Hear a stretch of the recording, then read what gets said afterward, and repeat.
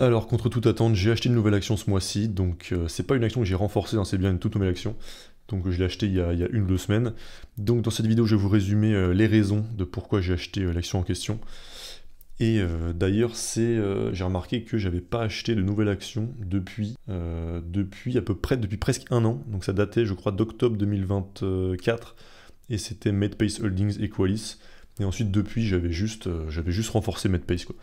Donc voilà, après presque un an, j'ai enfin acheté une nouvelle action et donc c'est ma 8e, enfin 9e en tout, mais j'en avais vendu une, donc c'est ma 8e action aujourd'hui. Donc, la révélation. L'action en question, c'est Adobe. Je pense que c'est l'action on m'a le plus demandé de faire une analyse ou pourquoi est-ce que je l'achetais pas ces derniers temps. Donc voilà, on va regarder l'aspect qualité de l'entreprise, donc les chiffres, le moat. Aussi, je vais te donner mon avis sur le risque de l'intelligence artificielle. Donc est-ce que selon moi ils vont se faire disrupter ou... Enfin bon, du coup vous avez la réponse, mais pourquoi je pense surtout qu'ils vont pas...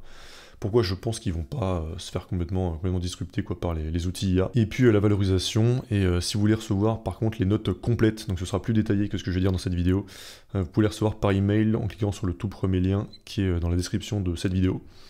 Donc, alors déjà au niveau des chiffres, donc si on commence par regarder les 6 critères de sélection sur Graham, donc c'est le site d'analyse d'action que j'ai développé, dont il y a aussi le lien en description.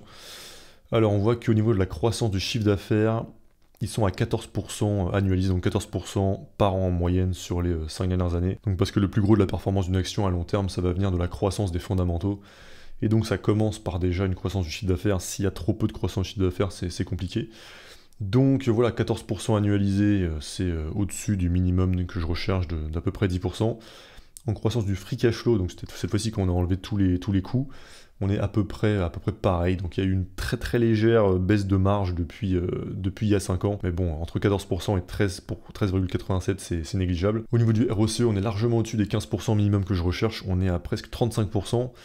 Et ça, c'est le chiffre le plus important parce que ça veut dire que pour chaque 100 euros investi dans le business, il génère 35 euros. C'est comme si vous aviez un livret A à un taux de 35%, hein, c'est le même principe. Et en plus, ce qu'on remarque, c'est que c'est en hausse, parce que d'ailleurs là c'est une moyenne 50-35%, mais sur les 12 derniers mois on est à plus de 48, et en 2024 on était à 39-70, donc c'est en hausse depuis qu'ils sont passés sur un modèle SaaS hein, en 2013, donc par abonnement. Et donc là il y a deux trucs positifs, déjà que ce soit ultra élevé, hein, parce que c'est très très rare de trouver ces niveaux-là. Et le deuxième point, c'est que c'est en hausse, quoi. Donc c'est aussi bon signe. Ensuite, au niveau de la dette, bah, il n'y en a pas, enfin il n'y a quasiment rien, ils peuvent la rembourser en 0,17 ans de free cash flow, donc c'est négligeable. Et ensuite, je regarde s'il y a des rachats d'actions, enfin en fait je regarde surtout si le nombre d'actions n'augmente pas, surtout ça qui est important. Et là, il diminue, donc c'est-à-dire qu'ils rachètent des actions. Ils ont racheté 8,46% de leurs actions sur les 5 dernières années. Et en plus, ils ont accéléré sur ces derniers temps, donc avec l'action qui était enfin des valorisations plus basses que par le passé. Il y avait déjà eu la période 2022-2023 où ils ont racheté en un an 2%, ensuite en un an 2,55%. Ils ont ralenti un petit peu en 2024 où l'action avait pas mal repris. Mais si je regarde ensuite en trimestriel, compte de résultats, trimestriel, tout en bas on a le nombre d'actions, on voit que on voit qu'il y a une accélération là sur la fin. Si je regarde au Q4 2024, en l'espace d'un seul trimestre, ils ont racheté 1,12%, Q1 2025, ils ont racheté 1,13%, au Q2, 1,14%, et au Q3, 0,69%. Et ce qui fait donc d'ailleurs au Q3 2025, 4% des actions rachetées sur les 12 derniers mois. Donc voilà, ça c'est pas mal. Et surtout que je pense que ça a été fait là, enfin ils ont accéléré à des bonnes valorisations quoi. Et ensuite, c'est une entreprise qui a des excellentes marges, donc marge du free cash flow de 40%, ce qui est super rare et super élevé. En plus, c'est en hausse aussi. Donc là, ils sont au dernier trimestre, sur les 12 derniers mois avec presque 42%. Si on regarde la marge brute aussi, donc c'est le premier niveau de marge quoi. Alors que là, la marge du free cash flow, c'est quand on a tout enlevé. En marge brute, ils sont à 89%, c'est ultra rare aussi. Et puis un dernier point que j'aime bien regarder au niveau des chiffres, c'est s'il n'y a pas trop de SBC, donc les rémunérations en actions. Et on voit que c'est pas négligeable, mais pour moi c'est acceptable quoi. Là les SBC représentent un petit peu moins de 20% du free cash flow. Donc ça c'est tout ce qui me plaît au niveau des chiffres. Maintenant, pour le sujet du risque de l'IA, déjà il y a quand même un premier point, c'est de voir est-ce qu'on remarque une baisse de qualité au niveau des fondamentaux sur les dernières années et derniers trimestres. Donc là déjà on voit que c'est pas le cas, hein. L'année 2025 c'est avec leur meilleure année à peu près en tout point quoi, puisque la dernière barre à chaque fois, la TTM, c'est les 12 derniers mois. Donc ça c'est une bonne première indication à regarder, mais je pense que ça suffit pas quand même, il faut quand même aller se poser des questions un peu plus loin, parce que il y a des cas, par exemple BlackBerry, mais il y en a sûrement plein d'autres, où une entreprise s'est fait disrupter, mais il y avait un effet d'inertie, quoi, un élan, qui a fait que les fondamentaux ont continué à s'améliorer pendant quelques années après. Le pic de BlackBerry, c'était en 2011 hein, au niveau des fondamentaux, alors que l'iPhone s'est sorti en 2007 ou 2008, quoi. Et voilà, c'est seulement après quelques années qu'on a vu l'effet. Et donc, moi, il y a, je dirais, 3 arguments principaux qui m'ont rendu suffisamment positif sur Adobe pour en acheter. Donc, sans ordre d'importance particulier, déjà, il y a le fait qu'aujourd'hui, tous les modèles d'IA connus aujourd'hui, type GPT et tout ça, ils sont entraînés aujourd'hui en partie sur des données qui sont sous copyright. Et donc, ils ont des tonnes de procès en cours à ce sujet-là. Donc eux, ils essayent de se défendre. Mais voilà, en gros, il y a 3 scénarios, enfin 2 scénarios plutôt. Le premier scénario, c'est la justice considère qu'il n'y a aucun problème et qu'ils peuvent continuer comme ça. Et ça me paraît quand même ultra improbable.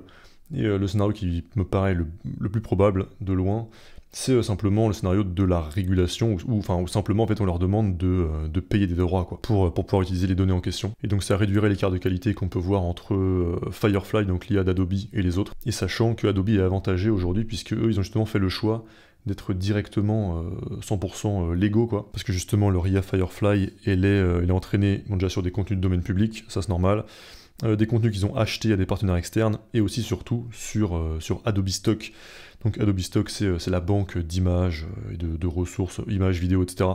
d'Adobe. Donc c'est les créateurs qui mettent leur contenu, Adobe les revend via des licences d'utilisation, et le créateur touche une commission quoi. Donc voilà, aujourd'hui l'IA d'Adobe est déjà entraînée que sur ces contenus-là, donc ils n'ont pas les problèmes de données entraînées de modèles entraînés sur des données sous copyright. Et l'autre avantage que ça implique, c'est que des clients professionnels, quoi, donc qui auraient un vrai risque juridique, ils peuvent pas se permettre en fait d'utiliser des IA entraînées sur données sous copyright, quoi, parce que ça pourrait leur être reproché à eux. Et donc en utilisant les produits Adobe, ils ont la certitude qu'ils n'auront pas de problème avec ça, quoi. Donc déjà, ils ont un avantage à ce niveau-là. Ensuite, en deuxième point, il y a le fait qu'au niveau du moat, du rempart concurrentiel, ils ont des gros switching costs. Passer sur un nouvel outil ou un outil concurrent, ça veut dire devoir se reformer, faire passer ses équipes, son entreprise sur un autre outil, ça veut dire devoir reformer tout le monde. Aujourd'hui, c'est de très très loin le standard, et t'as en plus toutes les écoles qui du coup enseignent Adobe, puisque c'est ce que les entreprises demandent, mais comme tous les étudiants quoi, sont formés à Adobe, les entreprises recrutent des personnes qui savent travailler sur Adobe. Ça fait comme ça une sorte de boucle d'auto-renforcement qui, je pense, serait très très dur à rompre, quoi. Et puis surtout qu'Adobe, tout ce qui est fonctionnalité d'intelligence artificielle, ils peuvent simplement les intégrer à leurs produits, quoi. Et donc le coût de passer chez un produit concurrent, pour moi, il me paraît, je pense qu'il serait beaucoup beaucoup trop élevé, donc ça me paraît pas réaliste de penser que c'est ça qui aura lieu, quoi. Et puis le troisième point, c'est qu'aujourd'hui, quand tu regardes en fait les alternatives ou les outils 100% IA qui sont arrivés récemment, en fait on voit que c'est pas du tout au niveau pour des usages professionnels en fait. Je vois souvent la comparaison avec Canva, mais moi j'utilise Canva, mais bon c'est pour faire mes miniatures quoi. Et vous voyez mes miniatures, c'est pas de l'art, c'est pas très avancé quoi. Et justement pour être utilisateur de Canva, je vois à quel point c'est basique. Et je pense que c'est très très très très loin des usages des professionnels. Et justement j'étais allé lire plein de forums justement de personnes qui sont dans ces métiers-là, et c'est ça que j'en ai ressorti, quoi. C'est que pour des usages simples, c'est super bien, et c'est très bien pour des personnes qui sont justement pas dans ces métiers créatifs-là. Donc typiquement pour moi, Canva c'est parfait, mais pour des usages plus professionnels, voilà, on est loin d'Adobe, quoi. Donc voilà en résumé les raisons pour lesquelles je suis finalement pas très inquiet par rapport à l'IA pour Adobe. Et donc dernier truc, allons voir la valorisation à laquelle j'ai acheté. Donc j'ai acheté à 353 $ la veille des résultats. En fait je me suis dit, donc j'avais fait l'analyse juste avant, et je m'étais dit que pour moi le prix à ce moment-là était déjà super intéressant, et que si j'attendais après les résultats, justement j'avais un risque que si justement ils surprennent positivement, que ça explose, et que je passe à côté. Et donc je préférais acheter avant les résultats, et puis si ça baissait suite aux résultats, en racheter, quoi. Donc en l'occurrence ça a un petit peu monté, mais pas énorme, donc j'avais acheté à 16 fois à peu près le free cash flow, et comme là ils ont... c'était presque pile 16 fois je crois, et comme là les résultats, les fondamentaux se sont un peu améliorés et le prix a un peu augmenté, au final niveau valorisation c'est similaire au moment où j'ai acheté, hein. C'est à peu près la même valorisation. Et il y a un dernier truc que j'ai oublié sur l'IA, c'est que souvent je vois l'argument que ok aujourd'hui peut-être que ça peut pas remplacer, mais comme ça progresse exponentiellement ça va forcément le devenir. Mais ça pareil, en recherchant, je me suis rendu compte, et ça correspond aussi d'ailleurs au ressenti qu'on a, je trouve, en utilisant, c'est que la progression, justement, elle n'est pas exponentielle, elle est plutôt logarithmique.